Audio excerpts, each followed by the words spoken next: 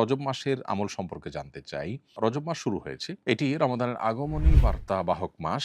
রমাদানের ক্ষণ গণনা শুরু হয়ে যায় সাধারণত রজব মাসের শুরু থেকেই। সেই দৃষ্টিকোণ থেকে একটি গুরুত্বপূর্ণ এবং তাৎপর্যপূর্ণ মাস। রজব মাসের আলাদা একটা তাৎপর্যের বিষয় হলো এটি সম্মানিত ৪ মাসের এক মাস। আমরা জানি কোরআনে কারিমে আল্লাহ রাব্বুল আলামিন সূরা তাওবায় সম্মানিত ৪ মাস সম্পর্কে আমাদেরকে ধারণা দিয়েছেন। আল্লাহ বলেছেন বছরে ১২ মাস, চন্দ্র মাসের মধ্য থেকে মিনহা আরবাআতুন হুরুম, ৪টি মাস হলো সম্মানিত মাস।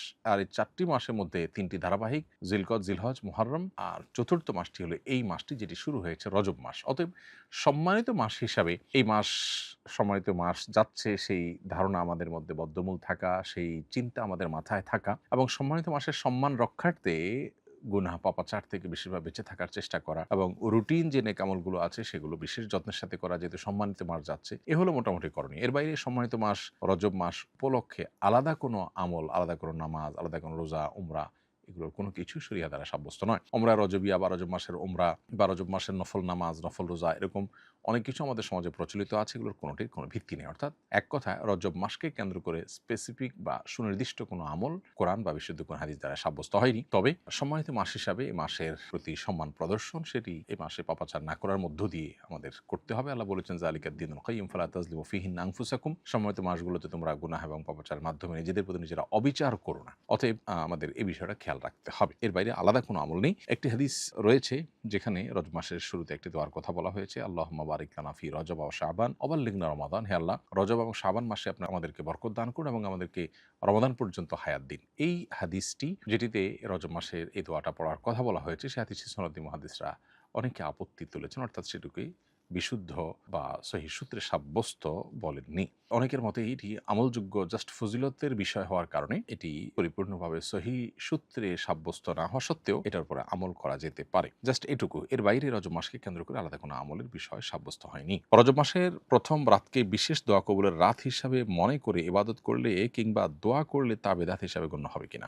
রজব মাসের প্রথম রাত দোয়া কবুলের বিশেষ রাত হিসাবে কোরআন হাদিসে কোথাও সাব্যস্ত হয়নি, বিধায় এই রাতকে কোরআন হাদিসের আলোকে আপনার ফজিলতপূর্ণ রাত মনে করা বা সে অনুযায়ী এই রাতকে পালন করা এটার কোনো সুযোগ নেই, এটা বেদাতে পরিগণিত হবে। ইমানদার যে কোনো সময় দোয়া করতে পারেন এবং কবুল হওয়ার সম্ভাবনা থাকে, সেই জায়গা থেকে রজব মাসের প্রথম রাত হোক, দ্বিতীয় রাত হোক, এই রাতগুলো যে কোনো রাতেই আপনি দোয়া করতে পারেন, সেটা ভিন্ন বিষয়। এক রাকাতে একই সূরা একাধিক জায়গা থেকে তেলাওয়াত করা যাবে কিনা।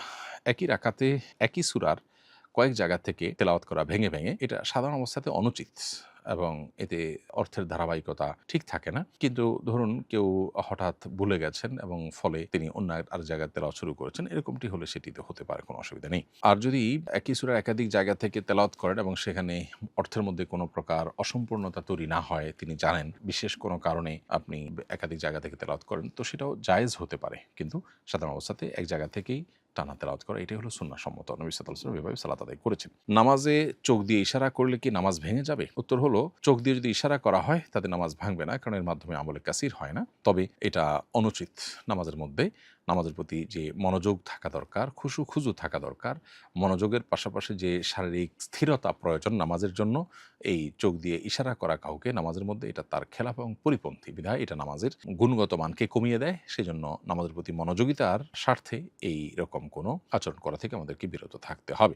নামাজের সামনে দিয়ে যাওয়া অনেক বড় গুনাহ বলে শুনেছি, কিন্তু কোনো বিশেষ জরুরতের কারণে পিছনে মুসল্লির বরাবর সামনে থেকে পাশে সরে গিয়ে চলে যাওয়া যাবে কিনা। উত্তর হলো হ্যাঁ, এটা যাবে, এতে কোনো অসুবিধা নেই। ঠিক মুসল্লির বরাবর সামনে আছেন, সেখান থেকে আপনি ডানে বা বামে সরে গেছেন, সরে গিয়ে বের হয়ে গেছেন, এরকমটা করলে অসুবিধা নেই। আপনি ক্রস করতে পারেন না, এক পাশ থেকে আরেক পাশে যেতে পারবেন না। নামাজের মাঝখানে যদি ওযু ভেঙে যায়, আমি ওযু করে এসে আবার পুনরায় নামাজ পড়ি। একজন আমাকে জানিয়েছেন এক্ষেত্রে পুরো নামাজ শুরু থেকে পড়া জরুরি নয়, যে রোকনে ওযু ভেঙেছে এরপর থেকে পড়লেই হবে। বিষয়টি আমি আপনার মাধ্যমে নিশ্চিত হতে চাই, পুরো পদ্ধতিটা জানাবেন। নামাজের যে কোনো পরিস্থিতিতে ওযু ভেঙে গেলে আপনি যদি ওযু করতে যান, ওযু করতে গিয়ে যদি কারোর সাথে কথাবার্তা না বলেন, আপনি জাস্ট ওযু করলেন এবং এসে আবার যে জায়গায় ছিলেন নামাজে ঠিক সেখান থেকে আবার শুরু করেন, তাহলে এটি জায়েজ আছে। এটাকে ফিকহের পরিভাষায় বিনা বলা হয়। যেখানে রেখে গেছেন সেখান থেকে আবার স্টার্ট, এটা হতে পারে।